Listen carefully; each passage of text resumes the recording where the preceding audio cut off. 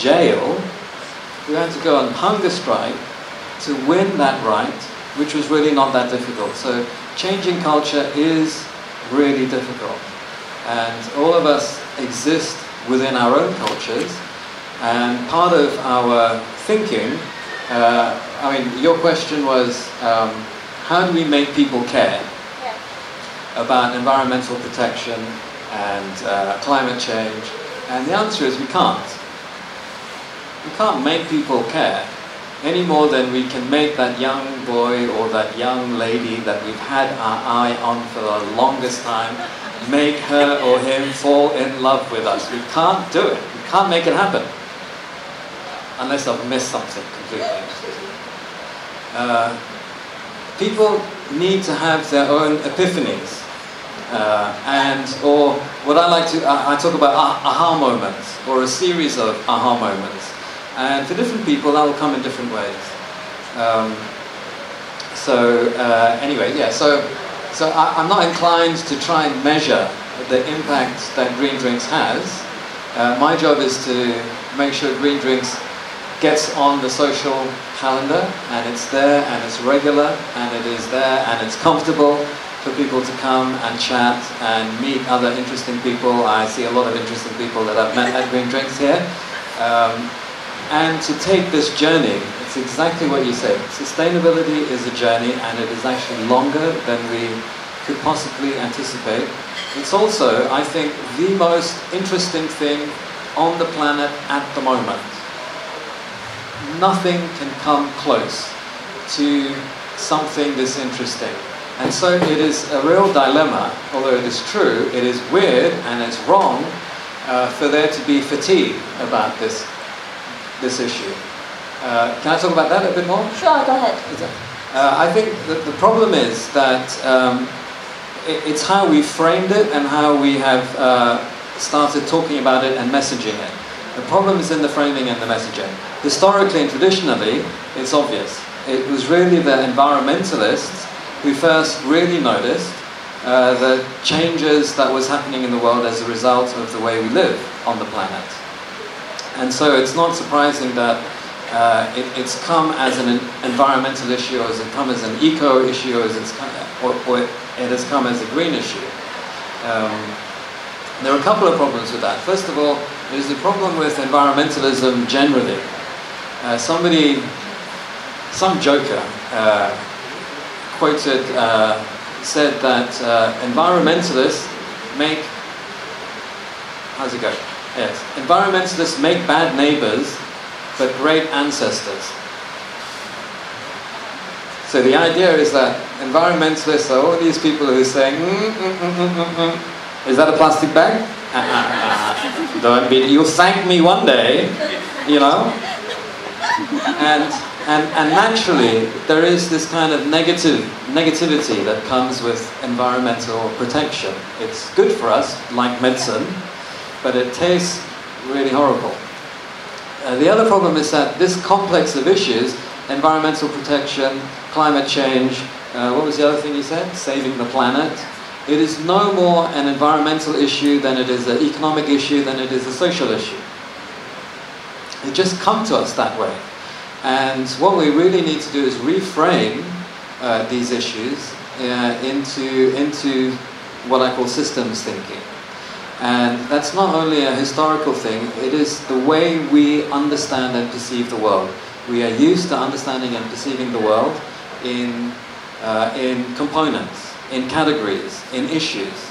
So when Nutcraft decide to do a series of conversations, we have all the politicians together, we have the creative people together, we have the educational people together, and when it comes to this issue, roll out the greenies. And really, the kind of conversations we need to have are the politicians and the creative people and the NGO community, both environmental and social people, all talking about this thing which affects everybody and literally every facet of our lives. And then there's really no place for fatigue about something because it affects everything.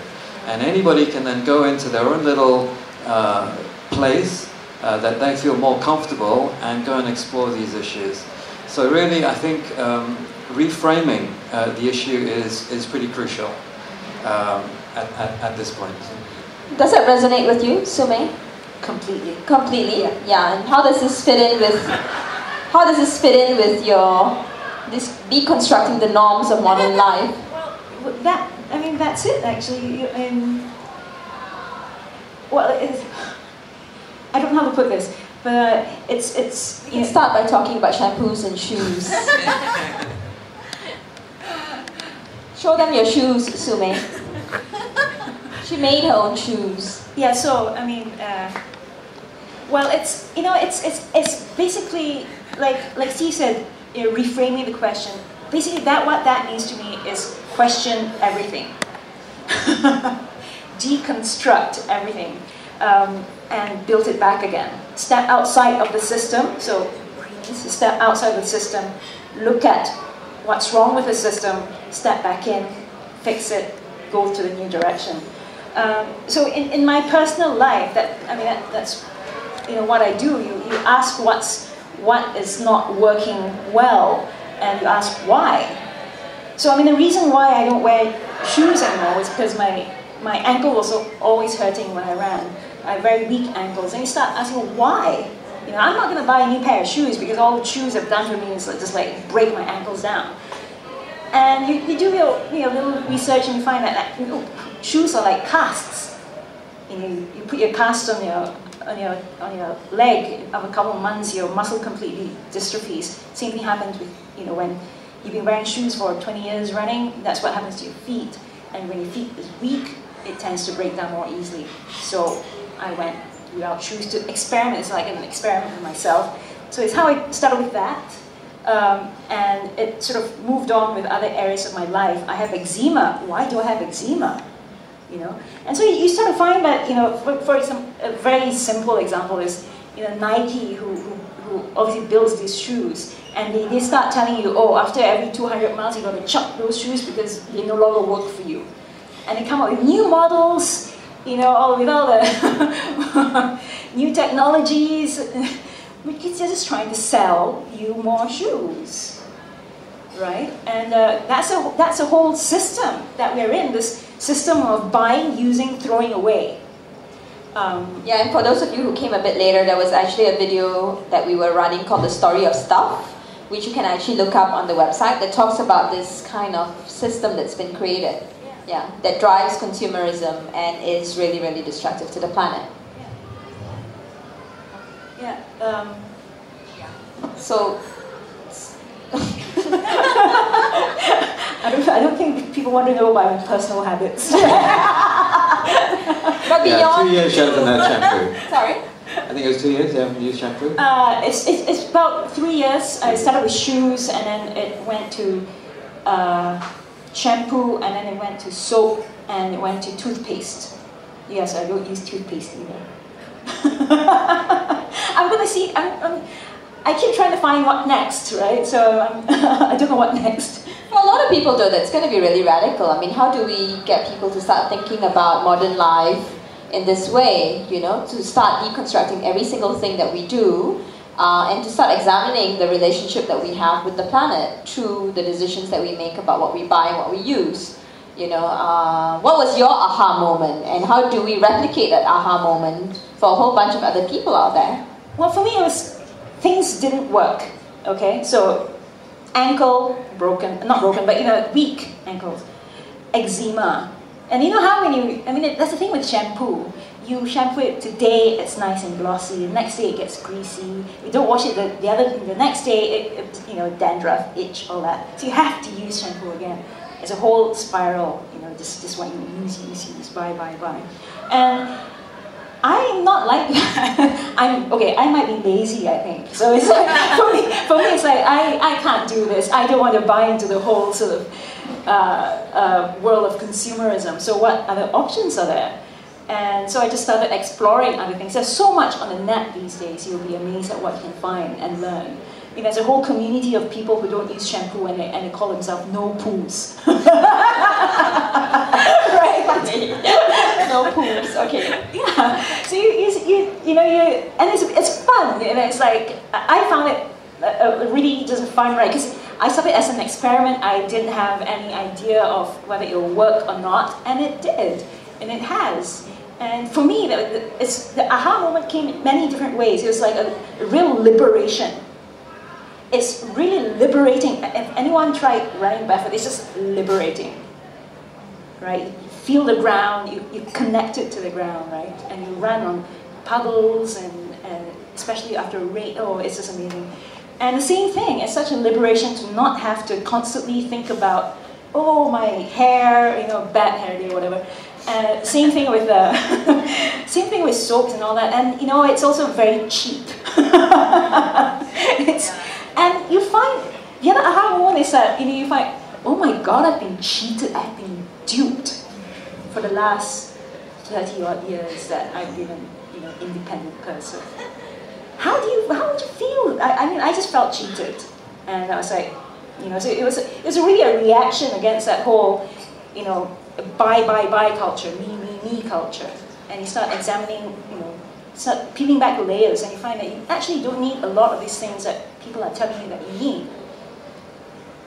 That's really powerful testimony from an individual's perspective. So can we get you to talk a little bit about, from an organizational kind of perspective, your work as a consultant in Counterpoint, what is the most challenging issue preventing governments and corporations and organizations from implementing environmentally sustainable policies and measures, What works to help governments and corporations and organizations make these kinds of sustainably sound decisions? I mean, Sumei talked about it from a very personal decision as a I just add just a couple of things to what Sumei said. Obviously, consumption and the whole area about consumption really drives everything that we do. We're actually stuck in this cycle. When we stop consuming, really bad things also happen. Because the whole economy is based on consumption. So if you stop consuming, people lose their jobs, they can't send their kids to school, they can't pay their medical bills, they lose their houses. There's a professor in the UK who's written a very important book recently called, his name is Tim Jackson, and the book is called Is Prosperity Without Growth Possible? So he's really looking at how you modify the economic growth paradigm actually practically. We know that economic growth cannot continue. I mean, that is the big problem. We can't keep on growing as if we have 2, 3, 4, 5, 6 planets to live on. But it's very unstable to know how to slowly change that without causing a huge, massive disruption. Of course, we need to reclaim the word prosperity and redefine it in the way that it was intended. Prosperos means towards hope, and that's not about having more and more things. But the other thing he brought out is that he looked at a number of psychosocial studies about consumption, and a lot of them noticed that we use the language of goods and consumption as a way of taking part in society. And a lot of identity is also mixed in with this whole area of consumption in very subliminal ways. So this really does affect everything. So that's interesting. So you're talking about corporations and governments and organizations. Yeah. What works to help them make these kinds of decisions? I mean, oftentimes we see that governments are really slow, painfully slow, in fact, and corporations just forget it, right, for the most part. Yeah. So what helps and what doesn't? Yeah, I think one of the questions that you posed to us before was how do we persuade Malaysian policymakers? That's not me. How do we persuade Malaysian policymakers? And I think that's an interesting concept, actually being able to persuade Malaysian policymakers. I think the first thing I need to say about that is that Nutgraph and you are my all-time absolute hero in what you do. Thank you. And I mean that completely sincerely and seriously, in in opening up the public space and being incredibly brave in the public discourse kind of thing. So I think we all appreciate that.